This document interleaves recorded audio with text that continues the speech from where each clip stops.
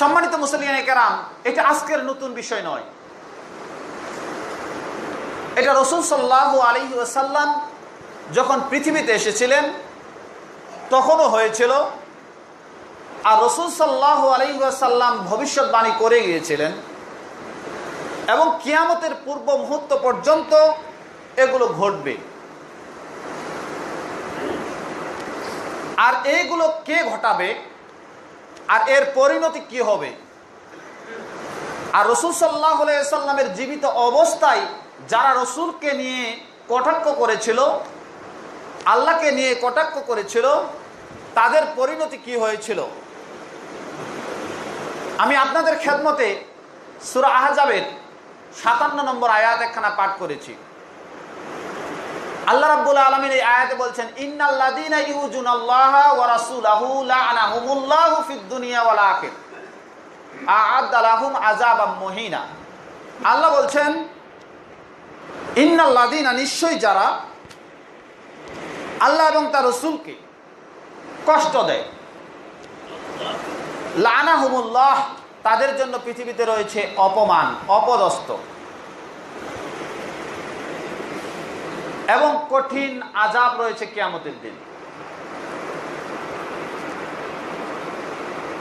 এখন আমরা বুঝলাম যে রাসূল সাল্লাল্লাহু আলাইহি ওয়াসাল্লামকে ব্যঙ্গ করে, রাসূল সাল্লাল্লাহু আলাইহি ওয়াসাল্লামের কার্টুন তৈরি করে, রাসূল সাল্লাল্লাহু আলাইহি ওয়াসাল্লামকে গালিগালাজের মাধ্যমে রাসূলকে কষ্ট দেওয়া হয়।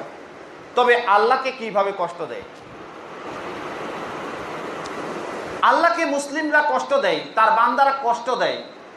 শুধু মুসলিমরাই নয়, প্রতিটি মানুষই কষ্ট দেয়।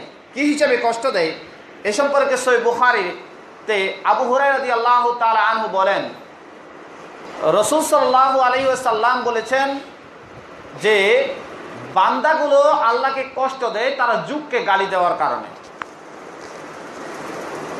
কিভাবে? মানুষরা বলে যে যুগ পরিবর্তন হয়ে গেছে, মানুষ বলে যে যুগ পরিবর্তন হয়ে গেছে। আল্লাহ রাব্বুল আলামিন বলছেন যে যুগ পরিবর্তন হয় নাই, যুগ তো আমি পরিবর্তন ঘটাই। কিভাবে? যুগ পরিবর্তন হয় নাই এইভাবেই যে যখন পৃথিবী সৃষ্টি হয় সেদিন থেকে সূর্য পূর্ব দিকে উদিত হয়, পশ্চিম দিকে অস্ত যায়, দিনের পর রাত আসে, রাতের পর দিন আসে, তাহলে যুগ ঠিকই আছে। পরিবর্তন হয়েছে মানুষের চিন্তা চেতনা, পরিবর্তন হয়েছে মানুষের আখলাক চরিত্র, পরিবর্তন হয়েছে মানুষের কর্মকাণ্ডগুলো। আসলে যুগ পরিবর্তন হয় নাই, যুগ পরিবর্তন ঘটান যিনি, তিনি হচ্ছেন আল্লাহ সুবহানাহু ওয়া তাআলা। আর এই যুগকে এইভাবে গালি দেওয়া যে যুগ পরিবর্তন হয়ে গেছে, এই কথাটি বলাই হচ্ছে আল্লাহকে কষ্ট দেওয়া। আমরা বুঝলাম একটি বিষয় যে রাসূল সাল্লাল্লাহু আলাইহি ওয়াসাল্লাম এর আগে আল্লাহকে কষ্ট দেওয়া হয় এইভাবে। রাসূল সাল্লাল্লাহু আলাইহি ওয়াসাল্লামকে কষ্ট দিয়েছেন কাব বিন আশরাফ নামে একজন ব্যক্তি, কবি ছিলেন আরবে। এই কাব বিন আশরাফ রাসূল সাল্লাল্লাহু আলাইহি ওয়াসাল্লামকে নিয়ে খারাপ কবিতা রচনা করতেন। এই খারাপ কবিতাগুলো রচনা করে আরবের মধ্যে প্রচার করতেন।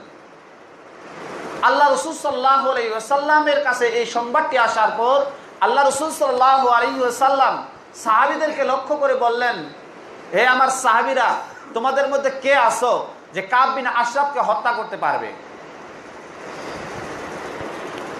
আল্লাহ রাসূল সাল্লাল্লাহু আলাইহি ওয়াসাল্লামের একজন সাহাবী হযরত মাসলামা রাদিয়াল্লাহু তাআলা আনহু দাঁড়িয়ে গেলেন।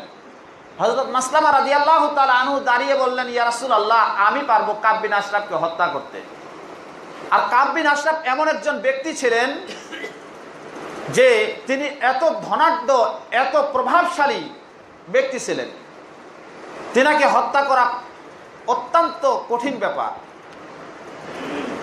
তো মাসলামা রাদিয়াল্লাহু তাআলা আনহু তিনার কাছে গেলেন কাব বিন আশরাফের বাড়িতে। কাব বিন আশরাফের বাড়িতে যাওয়ার পর বললেন, আপনি আমাকে কিছু উপঢৌকন দিন, আমাকে কিছু ধার দিন, কর্জ দিন, আমার বাড়িতে খাবার নেই। কাব বিন আশরাফ বলতেছে, না আমি দিব, তবে তুমি আমাকে কিছু বন্ধক রাখো, তুমি আমাকে কিছু বন্ধক রাখো। বলতেছে কি বন্ধক রাখবো? কাব বিন আশরাফ বলতেছে তোমার স্ত্রীকে আমাকে বন্ধক দাও, তোমার স্ত্রীকে আমাকে বন্ধক দাও। বলতেছে এটা কিভাবে সম্ভব? একজনের স্ত্রী আমি বন্ধক দিব আর কিছু এক ওয়াশক মাত্র আমি খাদ্য আপনার কাছে নিব, এটা কিভাবে সম্ভব? কাব বিন আশরাফ বলতেছে যদি এটা না দাও তাহলে তুমি তোমার সন্তানগুলোকে আমাকে বন্ধক দাও, আমার কাছে জমা রাখো। তিনি আপত্তি করলেন যে এটা কিভাবে সম্ভব যে এক অশকের জন্য আমি আমার সন্তানগুলো আপনার কাছে বন্ধক রাখবো? তার থেকে একটা উত্তম হয় আমার কাছে যে তরবারিগুলো আছে এগুলো আপনার কাছে জমা রাখলাম। তিনি এক অশক দিলেন। এই ছলনা করে তিনি তার কাছে প্রতিনিয়ত যাওয়া আসা করতে করতে করতে করতে কয়েকদিন পরে তিনি তাকে হত্যা করলেন। আল্লাহ রাসূল সাল্লাল্লাহু আলাইহি ওয়াসাল্লামের কাছে এই সংবাদটি আসে পৌঁছিয়ে দিলেন যে ইয়া রাসূলুল্লাহ, আমি কাব বিন আশরাফকে আজকে হত্যা করে ফেলছি। হত্যা করার জন্য পাঠিয়েছেন কে? বিশ্বনবী সাল্লাল্লাহু আলাইহি ওয়াসাল্লাম। এটি আজকের শুধু নয়, রাসূল সাল্লাল্লাহু আলাইহি ওয়াসাল্লামের জীবিত অবস্থায় রাসূল সাল্লাল্লাহু আলাইহি ওয়াসাল্লামের সময় রাসূল সাল্লাল্লাহু আলাইহি ওয়াসাল্লামের কাছে একজন খ্রিস্টান ইসলাম গ্রহণ করলেন।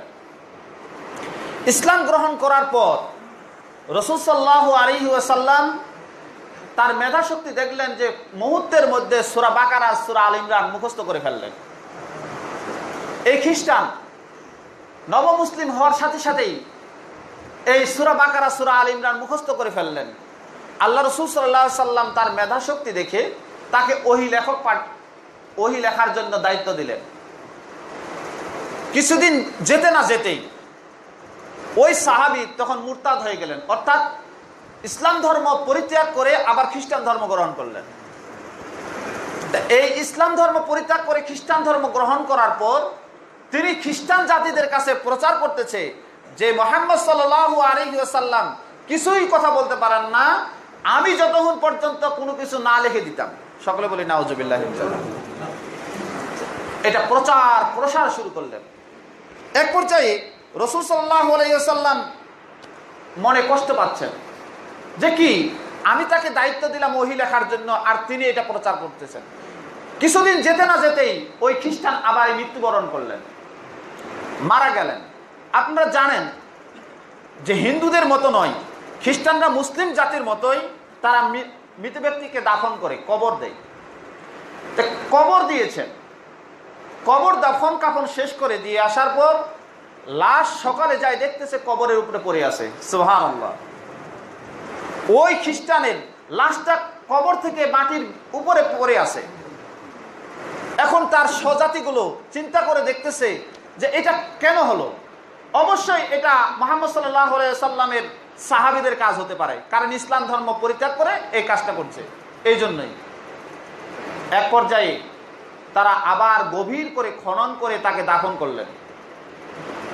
পরের দিন সকালবেলা আবার কবরের ভিতর থেকে লাশটি বাইরে পড়ে আছে। এরপরে এমনভাবে খনন করেছেন যেখানে পানির স্তর পর্যন্ত খনন করে তাকে দাফন করা হয়েছে।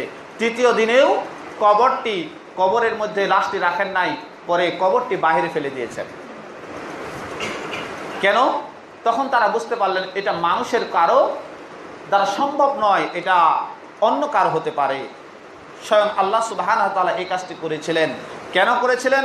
ওই যে সূরা আহজাবের 57 নম্বর আয়াতে ইন্নাল্লাযীনা ইউযুনাল্লাহা, নিশ্চয়ই যারা আল্লাহ এবং তার রাসূলকে কষ্ট দেয়, আল্লাহ তাআলা বলছেন তারপরে যে লাআনাহুমুল্লাহু ফিদ দুনিয়া ওয়াল আখিরাহ, তাকে দুনিয়াতে অপমানিত করব, অপদস্থ করব, লাঞ্ছনা করব। এই যে তাকে কবর থেকে বের করে দিয়ে অপমান অপদস্থ করেছেন।